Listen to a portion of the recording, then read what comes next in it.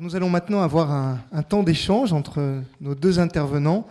Il y a un chrono de chaque côté pour garantir à peu près l'équilibre des temps de parole, même si bien sûr on n'est pas à quelques secondes près. Je me tourne vers Karim Areski. Est-ce que vous avez une réaction aux propos de Mohamed Bouayad et à ce qu'il vient de dire, ou une question peut-être à lui poser par rapport à ce qu'il a développé? D'abord, un grand merci vraiment pour cet exposé très éclairant et qui rappelle les points importants, fondamentaux de la religion musulmane et une analyse aussi historique, sociétale de notre temps actuel. J'aimerais, si vous le permettez, que nous revenions un petit peu au texte et nous concentrer sur les deux questions sur lesquelles nous réfléchissons, à savoir l'amour de Dieu et puis la violence des hommes.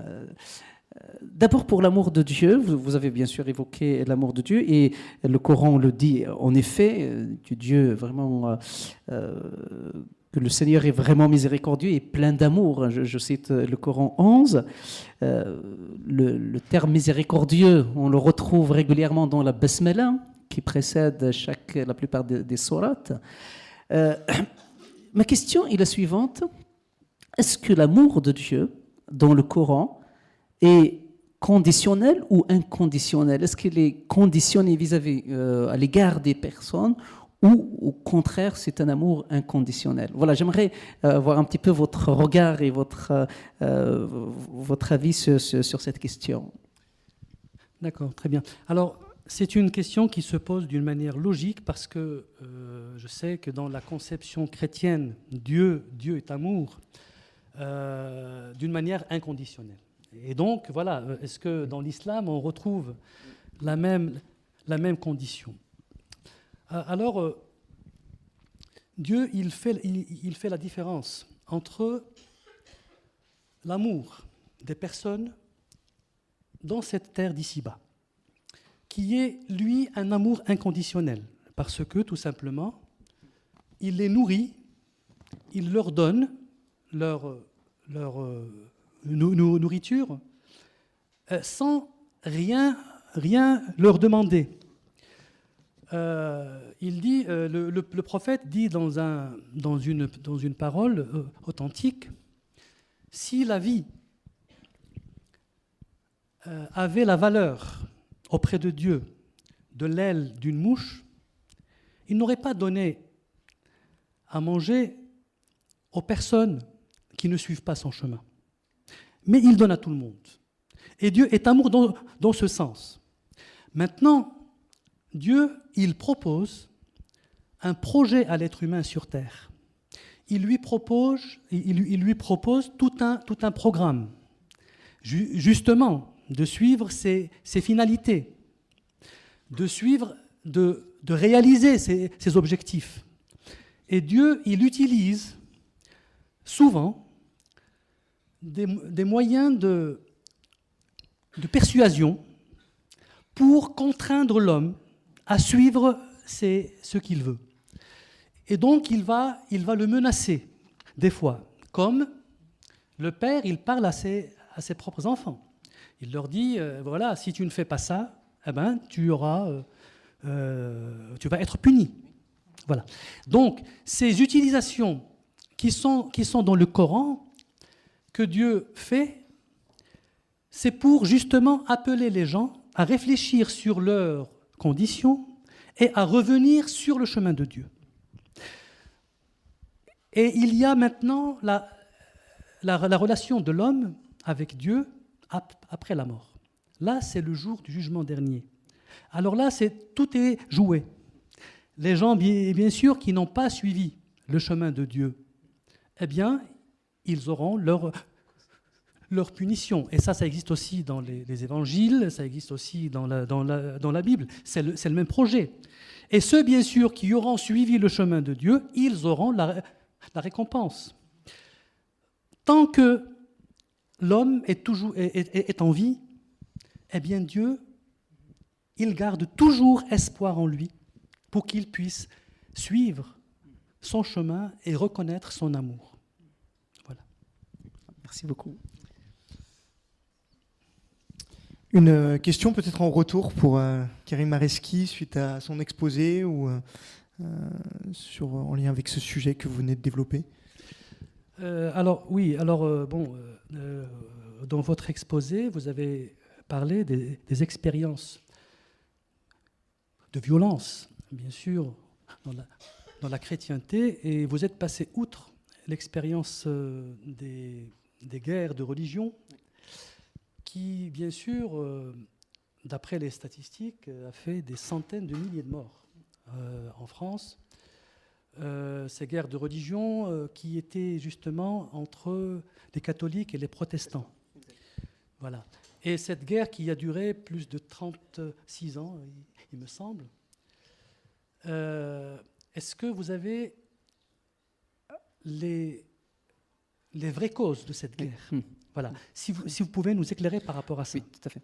En fait, je n'ai pas évoqué la guerre des religions volontairement, parce que leur objectif ne touchait pas ni à l'évangélisation, c'est-à-dire ni à répandre la foi chrétienne, ni c'est-à-dire à dominer, ni à forcer l'évangélisation, ni à utiliser la violence contre une attaque quelconque. Les deux exemples qu'on retrouve dans l'Évangile, c'est pour ça que je me suis limité, c'est une guerre entre chrétiens.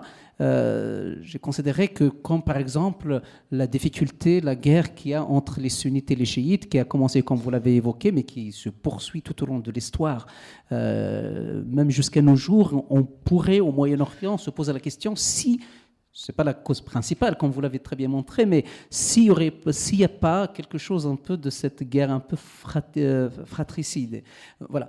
Donc, c'est la raison pour laquelle je n'ai pas évoqué la guerre des religions. Mais la guerre des religions, il a encore, c'était davantage, souvent lorsqu'on examine, pour des raisons plus politiques que pour des raisons religieuses, même si il y a toujours une foi un peu sincère qui est souvent exploitée au profit de politique, aussi bien du côté catholique que du côté protestant. Les protestants ont énormément souffert à cet égard aussi pendant les croisades, en France au XVIe ou XVIIe siècle, dans les Cévennes où les protestants ont été vraiment très, très persécutés, les inquisitions et ainsi de suite.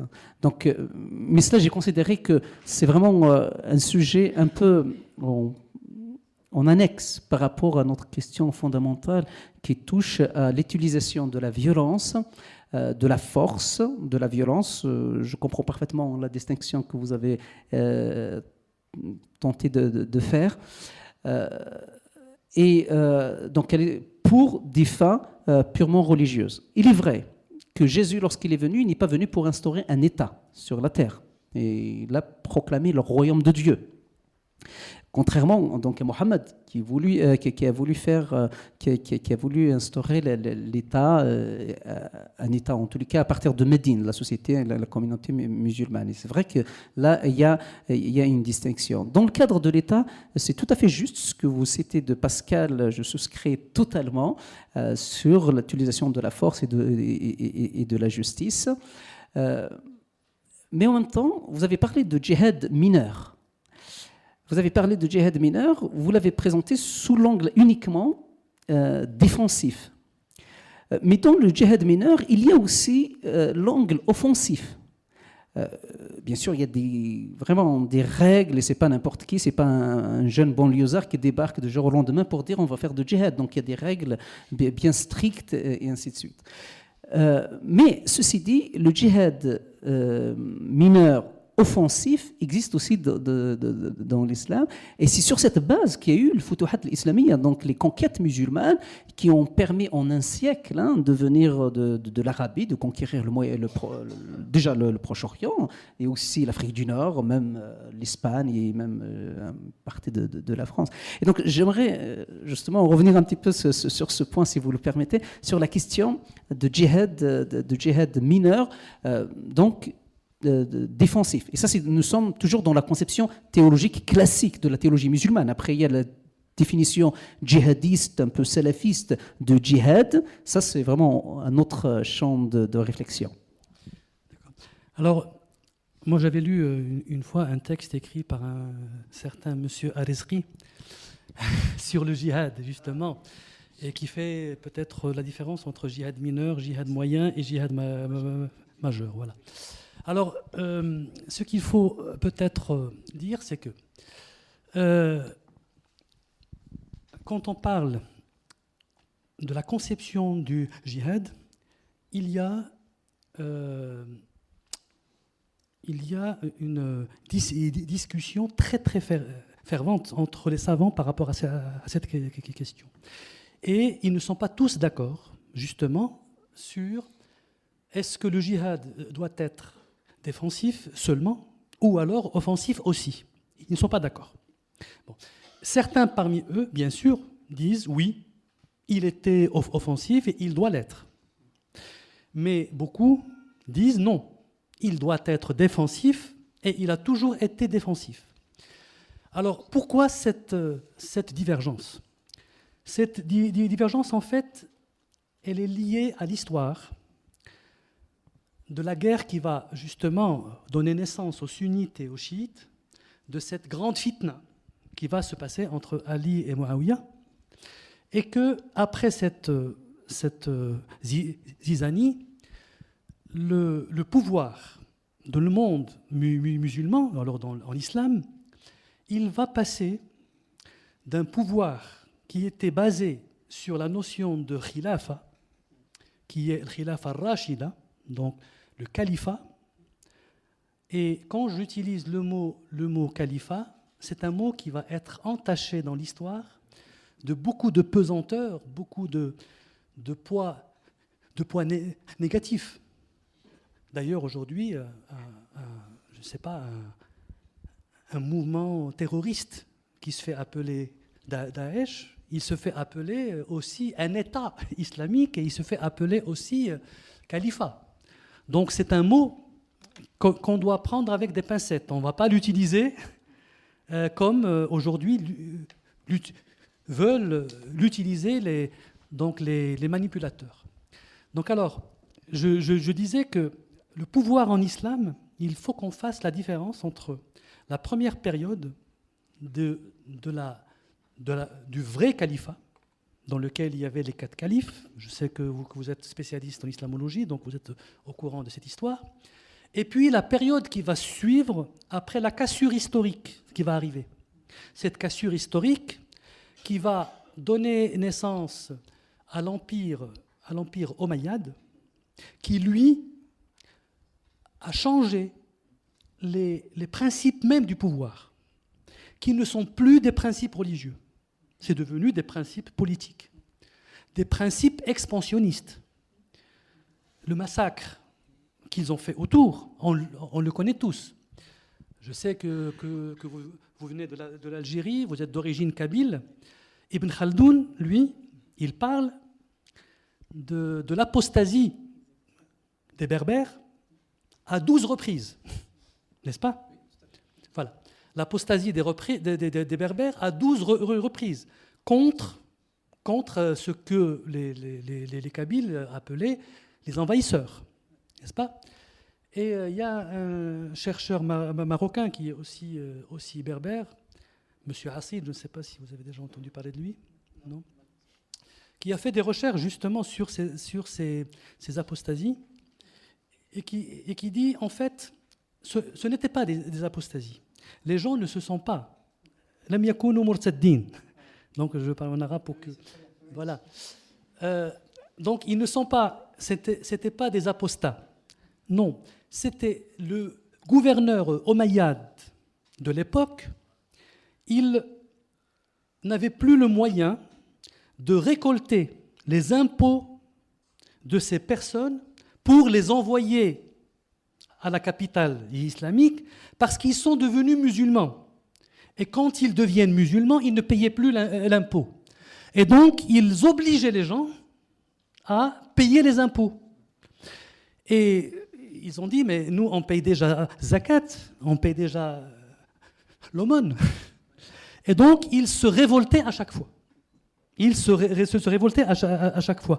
D'où, là, c'est une démonstration que le pouvoir aussi, à travers l'histoire, il a changé de principe. Il n'est plus ce pouvoir que le prophète a voulu instaurer.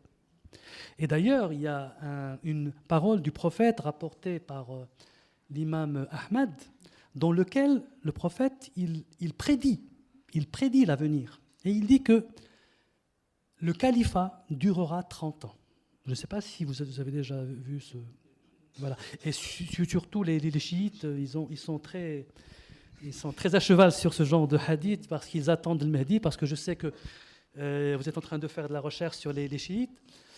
Donc, voilà. Et il dit le califat durera 30 ans. Et après viendra la monarchie mordante. Et après la monarchie mordante viendra la monarchie héréditaire. Donc ici, nous avons une description détaillée de ce qui allait arriver. D'ailleurs, pourquoi, par exemple, les pays dans lesquels l'islam est rentré par la paix, par le commerce, par les échanges culturels, l'islam, il s'est ancré et il s'est enraciné. Et des pays, par exemple, dans lesquels il y a eu des guerres, et il y a eu comme par exemple en Andalousie, n'est-ce pas? Après, même si ça a duré un certain nombre d'années, mais à la fin, les gens qui habitent ces pays-là, ils ont chassé ces nouveaux arrivants, parce qu'ils voulaient arriver avec la force. Et ça n'a pas marché. Tout ce qui vient avec la force partira avec la force. Mais tout ce qui vient avec amour, tout ce qui vient avec sagesse, tout ce qui vient avec entente, avec conviction, restera et s'enracinera. Merci. Je vais arrêter parce que le chrono tourne. Du coup, je vais me tourner vers Karim Areski pour rééquilibrer un petit peu les temps de parole. Merci pour cet éclairage sur l'équilibre entre à la fois le djihad et puis en même temps cette corruption dont vous parlez par le pouvoir politique. Je me tourne vers... vous voulez ajouter peut-être quelque chose là-dessus sur une question? Rebondir un petit peu sur ce dernier élément que vous venez d'évoquer, sur les conquêtes. Vous savez, même les conquêtes en Afrique du Nord n'ont pas été sans verser du sang. Il y a eu des guerres, il y a eu de la résistance. La dernière reine berbère qui a combattu les invasions musulmanes, Kahina, voilà. Donc la reine Kahina, la reine berbère. Après, c'est vrai que c'est installé. Donc l'islam s'est installé, a réussi aussi à s'adapter, me semble-t-il. Il y a une certaine forme de l'islam, en tout cas, qui s'est adaptée, dont, y compris parmi les Kabyles, j'ai de la famille musulmane jusqu'à ce jour. Donc, en effet. J'aimerais qu'on continue un petit peu à réfléchir sur la question toujours de djihad. Je comprends vraiment parfaitement l'évolution que vous avez évoquée, historique et politique, et ça, en même temps, Mohammed étant lui-même chef politique aussi, guide religieux, mais guide politique, on ne peut pas reprocher aux successeurs d'utiliser la politique. Donc c'est l'une des différences aussi avec la foi chrétienne, où Jésus a séparé vraiment le pouvoir de César et le pouvoir... ce qui est à Dieu est à Dieu, ce qui est à César est à César. Ce qui l'a pas sauvé. Hein? Ce qui l'a pas sauvé. Oui, mais après, ça dépend. Oui, tout à fait. Vous avez tout à fait raison. Mais vous avez tout à fait raison de dire ce qui ne l'a pas sauvé, parce qu'il n'a pas besoin d'être sauvé. Non, mais donc, je parle de l'homme. Je comprends parfaitement. Je comprends parfaitement. Justement parce que, juste je fais une petite parenthèse, parce que la croix dans l'Évangile, ce n'est pas une défaite. C'est-à-dire le Christ crucifié, ce n'est pas une défaite, mais c'est vraiment là la vraie victoire spirituelle qui est emportée par le Christ. Et l'apôtre Paul, lorsqu'il parlera de la victoire, lorsqu'il parlera de la croix, il dit Jésus a livré en public sur la croix toutes les puissances des ténèbres, Satan, etc. Et en parlant de la croix, pas de la résurrection. Souvent, c'est vrai que les chrétiens, nous aimons mettre en avant la résurrection de Christ pour justifier en quelque sorte la crucifixion. Mais l'apôtre Paul, il présente la crucifixion elle-même comme la victoire. Ce que d'ailleurs Pierre, l'un des compagnons de Jésus, n'a pas vraiment saisi tout de suite lorsque il venait de confesser, en disant à Jésus qu'il est le Seigneur, il venait de confesser la seigneurie de Jésus-Christ, c'est dans l'évangile de Matthieu au chapitre 16, Et juste après, lorsque Jésus lui dit, dans ce cas-là, puisque vous avez compris que je suis le Messie promis par les prophètes venus pour accomplir la mission du salut qui passe par la croix, donc il leur dit, cette mission passe par la croix. Et Pierre, il dit, mais non Seigneur, c'est pas possible, tu ne pourras pas mourir. Bon juif qu'il était, le Fils de Dieu, le Messie, ne pouvait pas finir sur une croix, maudit soit quiconque pendu au bois. C'est écrit dans le Deutéronome. Jésus va lui expliquer par la suite que c'est le moyen que Dieu a choisi pour sauver celui qui croit, d'après bien sûr l'Évangile. Et l'apôtre Paul dira que ce moyen-là que Dieu a choisi est une folie pour les hommes. Pour les hommes, c'est une folie. Il ne pourrait pas y avoir une victoire par une crucifixion et une résurrection. Mais l'Évangile, dans sa globalité et dans sa cohérence, présente cela comme au contraire la folie de l'homme. Il dit d'ailleurs, la folie de Dieu est plus sage que la sagesse des hommes, la faiblesse de Dieu est plus forte que la force des hommes. Juste une petite parenthèse par rapport à la question donc de salut. Oui, non, mais j'ai compris parfaitement. J'ai saisi juste l'occasion. Donc, maintenant, si on revient à la question,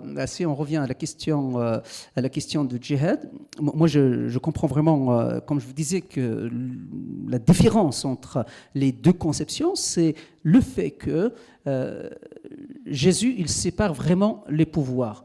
Un chrétien, il peut être bien sûr un chef d'État, diriger un État, exercer des responsabilités politiques, mais il va les exercer autant qu'homme politique. Il peut être chrétien, etc., mais pas sur des bases bibliques ou théologiques évangéliques. Ce n'est pas sur des bases de l'Évangile. Celui qui veut servir l'Évangile, sa place est dans l'Église ou dans un ministère purement religieux. Donc il y a une vraie séparation des pouvoirs. Dans la conception de l'Évangile, le seul qui a réuni tous les pouvoirs, c'est-à-dire le pouvoir politique, le pouvoir religieux et le pouvoir, le pouvoir religieux, c'est Jésus lui-même qui a exercé les trois offices dont parle beaucoup la Bible, à savoir donc l'office prophétique, donc le ministère prophétique, il est prophète, le ministère de prêtre, il est le prêtre aussi qui vient officier, offrir un sacrifice pour Dieu en vue de salut de ceux qui croient, et aussi royal. C'est le roi promis par Dieu, donc le pouvoir politique. Mais les êtres humains, ils ne l'auraient pas réservé, y compris ses successeurs, par exemple les apôtres, ils ne l'auraient pas donné de rassembler tous ces trois pouvoirs. Je reviens donc pour dire que je comprends parfaitement que dans l'islam, lorsqu'on raisonne à l'intérieur donc de la conception musulmane et coranique en particulier, mais aussi sur les hadiths, la tradition de Mohammed, on comprend parfaitement qu'il y ait cette association entre le politique et le religieux. C'est pas incompatible. Je dis cela aussi pour peut-être nos amis chrétiens, pour qu'ils puissent un peu saisir cette nuance-là et pouvoir bien comprendre la pensée musulmane. Ceci dit, j'aimerais que vous nous disiez peut-être juste un mot sur certains textes du Coran qui appellent eux-mêmes vraiment à la violence dans le cadre de djihad. Je pense au Coran 9, au verset 5, où il dit il y a des textes très forts, et que souvent, les salafistes, en particulier les djihadistes, la tendance djihadiste, utilisent pour dire en fait ce texte qui appelle à la violence, y compris contre les chrétiens et les juifs, remplace tous les autres passages qui appellent au contraire à vivre en bonne intelligence, en bonne fraternité avec les chrétiens et les juifs. Donc eux, ils avancent bien sûr le principe de nasr que vous connaissez très bien. Hein. Le nasr, c'est l'abrogé, et voilà. Donc les dernières révélations annulent et remplacent les précédentes. Donc eux, ils considèrent le Coran 9 comme dernière révélation qui annule tous les versets et tous les passages auxquels vous avez fait allusion qui appellent à vivre en bonne intelligence avec tout le monde, y compris les juifs et les chrétiens. Donc j'aimerais avoir votre avis. D'accord. Alors bon. Merci Karim Areski. Je fais juste une petite interruption. On va vous laisser répondre à la question, Monsieur Bouayad, et juste après ça, on se tournera vers le public puisque l'heure tourne. Les chronos sont à peu près équilibrés. Donc voilà, une fois que vous avez répondu à cette question, après le public pourra intervenir. Ce sera l'occasion de compléter de chaque côté. Donc en réponse directe à cette question, je pense que dans mon exposé, j'ai bien fait la différence entre la violence et la force. Et donc la nécessité justement d'établir la force de l'État pour protéger les valeurs de l'islam. Et tous les versets, sans exception, qui parlent de la force, ils parlent de cette force-là. il ne parle pas de violence, il ne parle pas d'agression. Je vais citer par exemple un verset qui dit وَقَاتِلُوا الَّذِينَ يُقَاتِلُونَكُمْ وَلَا تَعْتَدُوا. Et combattez tous ceux qui vous combattent et ne soyez jamais agresseurs. Ne soyez jamais agresseurs. Donc ça, c'est un texte qui ne parle pas de violence, il parle de la force, qui protège l'État. Maintenant, le verset auquel vous avez fait allusion, bien sûr, il peut être supporté par même une parole du prophète, d'ailleurs qui fait polémique, hein, et que justement les gens de Daesh utilisent d'une manière, il dit « Umirtu an uqatila an-nas hatta yashhadu an la ilaha illallah fa in qaluha asamu minni dima'ahum wa amwalahum ila akhir » Donc il dit « J'étais ordonné par Dieu de combattre les gens jusqu'à ce qu'ils disent « Il n'y a de Dieu que Dieu ». Et lorsqu'ils vont le dire, alors là, ils seront saints et je ne pourrai pas les atteindre de mal. Alors, c'est une parole authentique. Maintenant, quand on entend les savants parler de ce hadith, ou parler même de ce verset, les gens qui ont utilisé l'abrogation de tous les autres versets par celui-là, ils ont tort, c'est sûr et certain. Il y a même des savants qui disent qu'il n'y a pas de verset abrogé. Et il est même une folie d'abroger par un seul verset une dizaine, sinon une centaine de versets qui parlent tous de paix et d'amour, par un seul verset. Alors, comment le comprendre ? On sait très très bien qu'en langue arabe, lorsqu'on parle de annas, les gens, on ne peut pas le comprendre d'une manière générale. On ne peut pas dire les gens, toutes les personnes. Il y a un verset, excusez-moi, je vais le dire en arabe pour pouvoir le traduire en français. الذين قال لهم الناس إن الناس قد جمعوا لكم فاخشوهم. Les gens à qui les gens ont dit que des gens préparent une guerre contre vous, alors ayez peur, ayez crainte, ou préparez-vous. Alors quand par exemple un verset qui parle de ça, des gens à qui les gens disent, il y a des gens, etc. Donc là, le mot « gens » qui est utilisé ne peut pas être tout le monde. C'est impossible. Et le mot utilisé dans le Coran, généralement, c'est un mot qu'il faut revenir au contexte. Il faut toujours revenir au contexte. Dans ces derniers versets que j'ai cités, tous les exégèses du Coran, ils disent que c'est une seule personne qui est venue faire peur aux musulmans et leur dire qu'il y a un ennemi qui est en train de se préparer pour attaquer Médine. Et donc, il a utilisé une seule personne, n'est-ce pas ? Et Dieu a utilisé des gens, les gens qui disent, n'est-ce pas ? Donc, en langue arabe, quand on utilise ces mots, il faut bien les rendre dans leur contexte. Mais ce n'est pas le terme nas qui est employé. Hein. C'est pas le terme nas qui est employé dans les textes en l'occurrence. Non, c'est un nas. Enfin, j'ai le texte. Hein. Les polythéistes, par exemple. Dans le verset. Oui.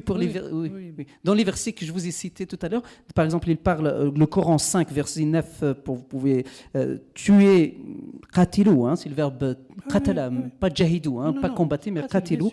Donc, tuer les polythéistes, les mouchrikoun. Vous les trouvez. Voilà, partout vous les trouverez. Après, par exemple, tuer ceux qui ne croient pas ni en Dieu, ni l'yawm al-akhira, ni le jour dernier, etc. Donc là, c'est pas un nas d'une manière générale. Oui, mais ce verset, il est lié par tous les exégèses aux paroles, donc à la parole du prophète. Voilà, il est lié à cette parole. Et en plus, ce verset, il parle du contexte de guerre et de combat qui régnait à l'époque.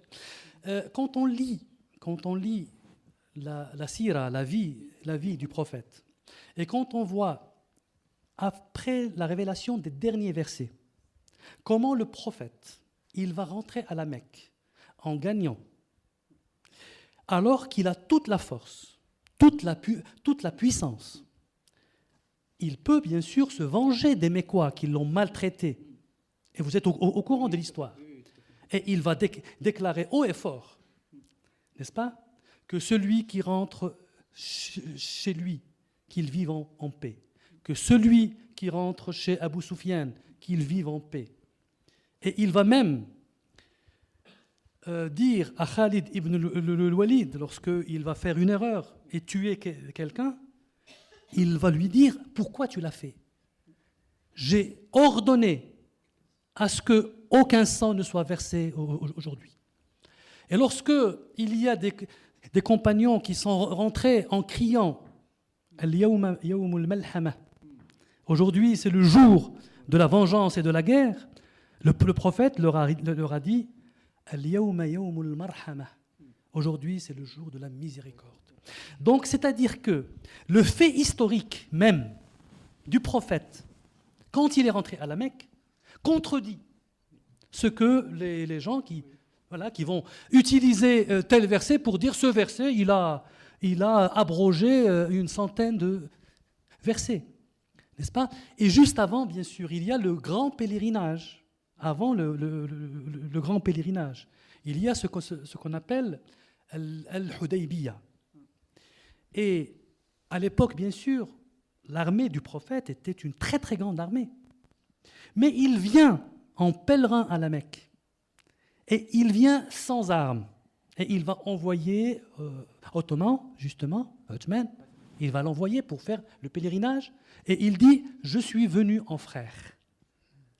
Donc, quand on voit les faits historiques tels qu'ils sont, eh ben, c'est des démonstrations évidentes que ces compréhensions ne peuvent pas tenir.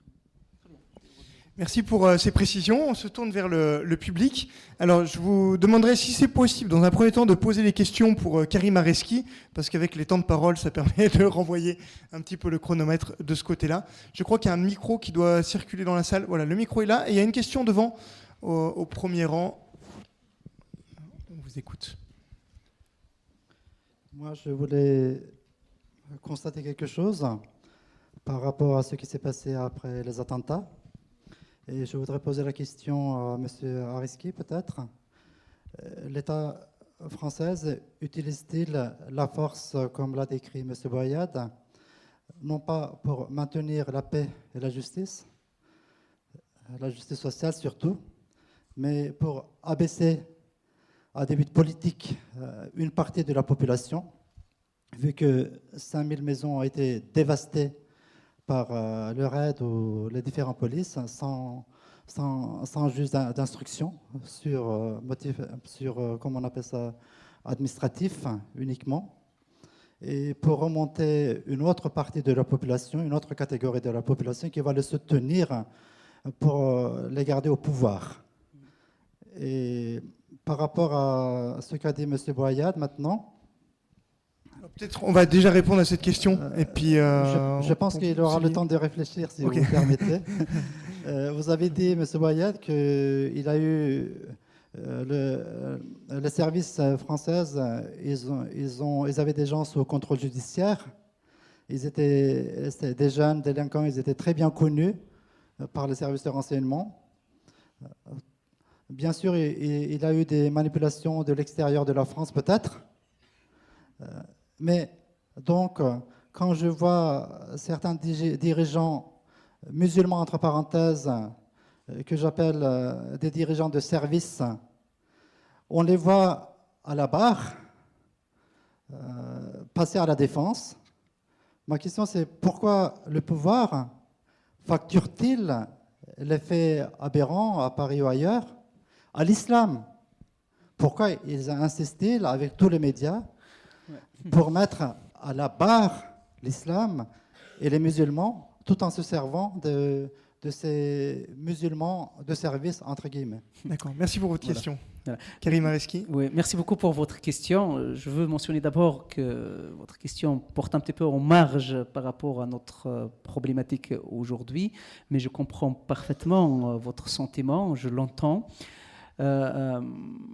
Personnellement, je ne suis pas habilité à m'exprimer sur les compétences des services de l'État français, etc. Mais comme nous sommes dans un État de droit, nous avons la justice. Il est tout à fait normal pour tout citoyen, si il s'estime être abusé dans son droit, de saisir la justice et d'utiliser les voies légales que le droit nous donne. En dehors de cela, personnellement, je ne pourrais pas apporter d'autres éléments et d'autres appréciations sur les services, que ce soit de police, que ce soit de justice, et ainsi de suite. Maintenant, moi, je suis heureux d'entendre notre frère Mohamed qui a quand même dit certaines choses, et je ne crois pas du tout que ces musulmans qui ont dit des choses très clairement et très fortement soient des musulmans simplement de service. Je pense, comme nous l'avons entendu ce soir, il y a un raisonnement théologique derrière et une conviction très forte de piété qui disent qu'on peut voir les choses autrement que d'aller porter atteinte à nos co-citoyens. Voilà. Mais je ne sais pas si... Vous avez quelque chose à ajouter ? Non, ça ira. Ok. Alors, rien à ajouter sur cette question-là. Y a-t-il une autre question dans le public ? Et si possible, du côté de Karim Areski pour équilibrer les temps de parole. Alors, il y a mademoiselle qui est ici d'abord, et puis peut-être après monsieur au fond. Ah non, monsieur au fond, pardon, excusez-moi, j'avais pas vu qu'il avait déjà le micro. Allez-y, on vous écoute, si on vous entend. Donc, bonjour et merci. Donc, il semblerait que Jésus soit contre la violence. Il semblerait que Mahomet, le prophète d'Allah, soit contre la violence. J'ai une question pour vous, mes amis. Si Dieu est amour, pourquoi la violence dans les religions ? Parce que je n'ai pas entendu ce soir de réponse. Oui, les hommes... vous étiez là depuis le début, si j'ai bien compris. Parce que si vous étiez arrivé en retard, on est vraiment désolé pour vous. Non, je suis là depuis le début et je n'ai pas entendu qui était responsable de la violence dans les religions. Bon, heureusement, c'est enregistré, donc vous aurez l'occasion de réécouter, de revoir. Voilà, exactement. Bon, moi, je ne vais pas refaire la conférence, enfin, je ne vais pas refaire l'exposé. Enfin, voilà. C'est la même chose. Hein. Donc, on a essayé de répondre le mieux qu'on puisse. Maintenant, bon, c'est...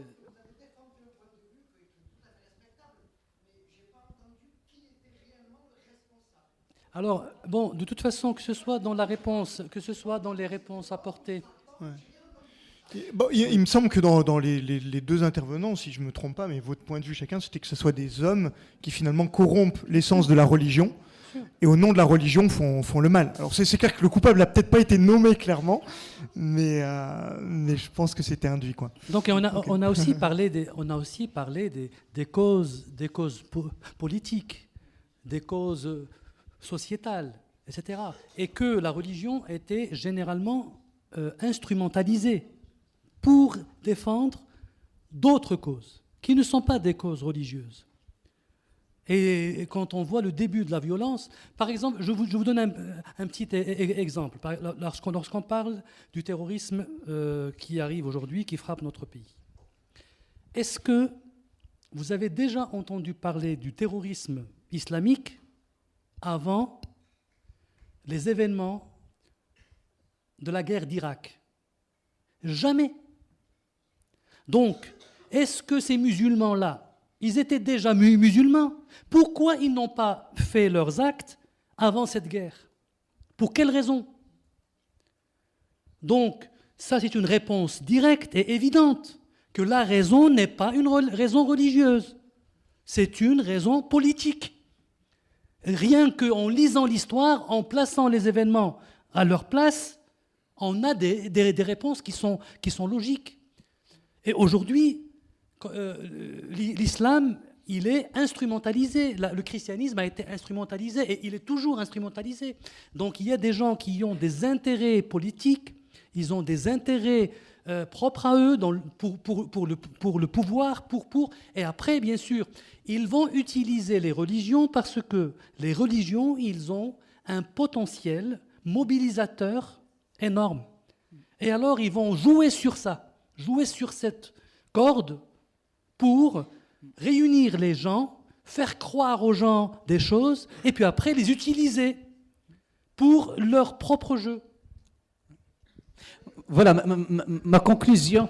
Voilà, la conclusion, c'est exactement pareil pour le christianisme, aussi bien pour la christianisation au IVe siècle que pour les croisades. J'avais explicitement dit que la responsabilité était portée vraiment par les chrétiens, par infidélité aussi bien à l'enseignement de leur Seigneur que à l'exemple que leur Seigneur leur a laissé et qui leur a demandé de suivre. Hein. Donc, pour moi, j'ai mis en cause le responsable des violences, c'est vraiment les chrétiens dans l'histoire, des deux événements auxquels je faisais allusion. Bien sûr, pour des raisons politiques, bien entendu.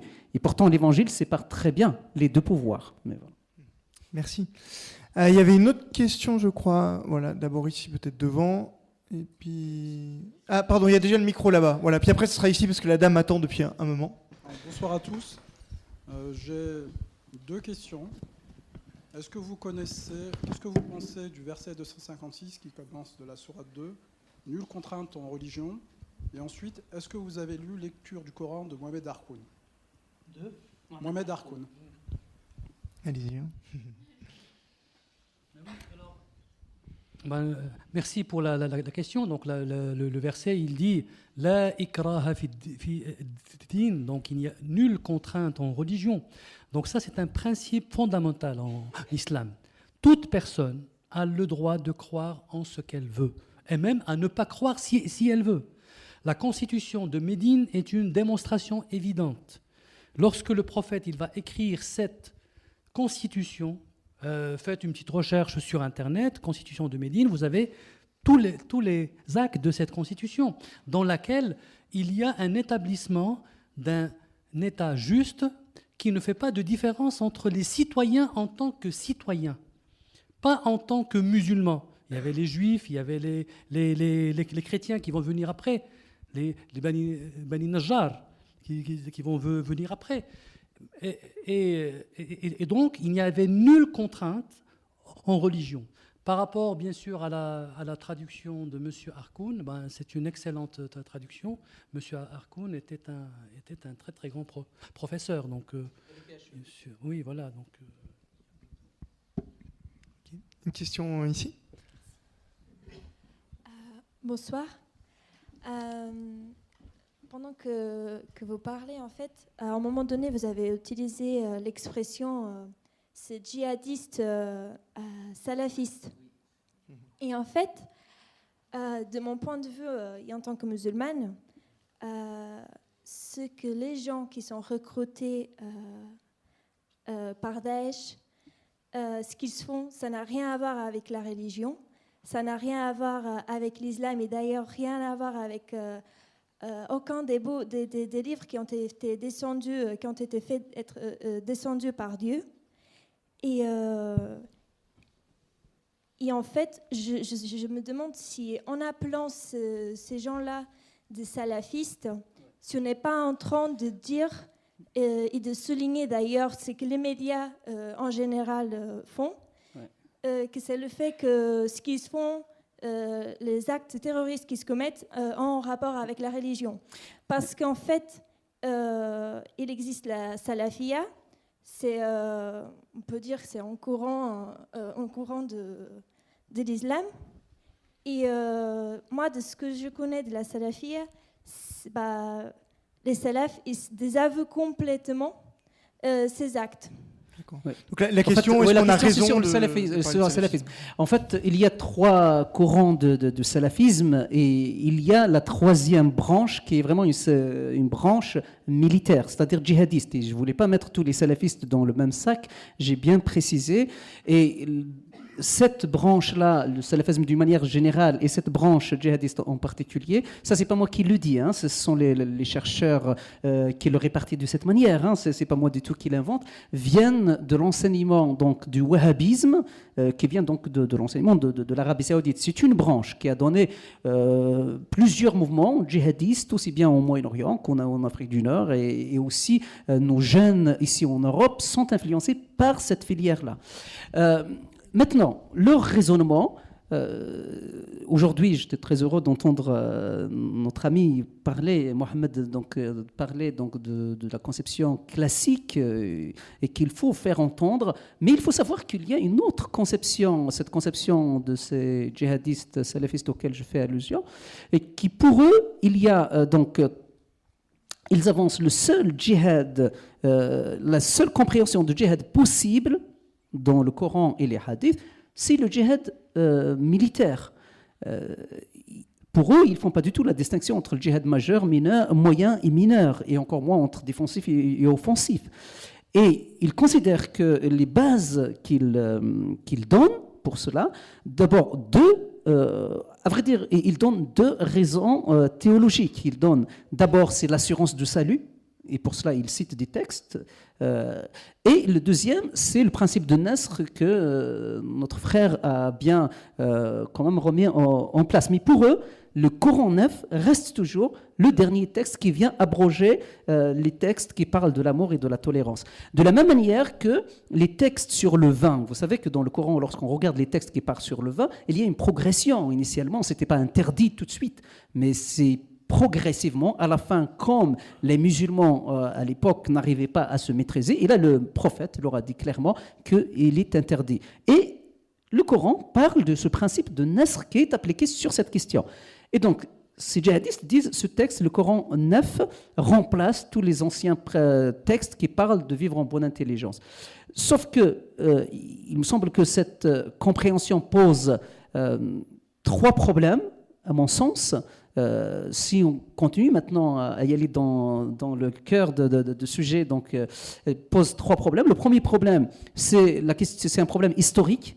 J'ai assisté à une soutenance en 2007 à la Sorbonne où c'est quelqu'un qui a soutenu sa thèse qui vient d'Égypte, Phil Azhar. Il est venu soutenir sa thèse à l'EPHE.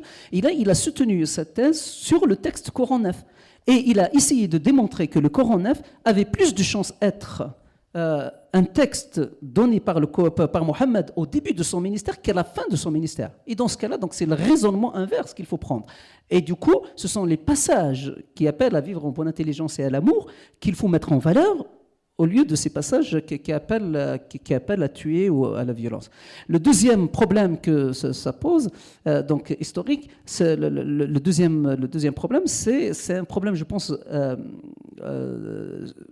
dogmatique, dans la mesure où le texte coranique, quand même, c'est un texte atemporel, et on sait que les sourates dans le Coran ne sont pas classées d'ordre chronologique. Il est très difficile aujourd'hui d'établir une chronologie scientifiquement certaine de tous ces textes. Donc, de quelle autorité on peut aujourd'hui affirmer qu'un tel texte, nous sommes très certains qu'il était venu à la fin pour abroger tout le reste. Mais voilà, donc il me semble que quand même cette branche, vous savez, c'est une branche de l'islam, comme dans toutes les autres religions, il y a des branches aussi un peu extrémistes. J'ai repris le terme qui est employé par les spécialistes, et non pas par les médias, hein, je me méfie beaucoup des médias, mais par les spécialistes et qui parlent de salafisme djihadiste. Donc, pour faire allusion à cette branche-là de l'islam. Mais ce n'est pas du tout pour faire amalgame entre l'islam et les musulmans, et ce que j'ai essayé de... D'accord, moi je vais quand même dire quelque chose, c'est que je suis tout à fait d'accord avec tout ce que vous avez dit. Je partage complètement cette analyse.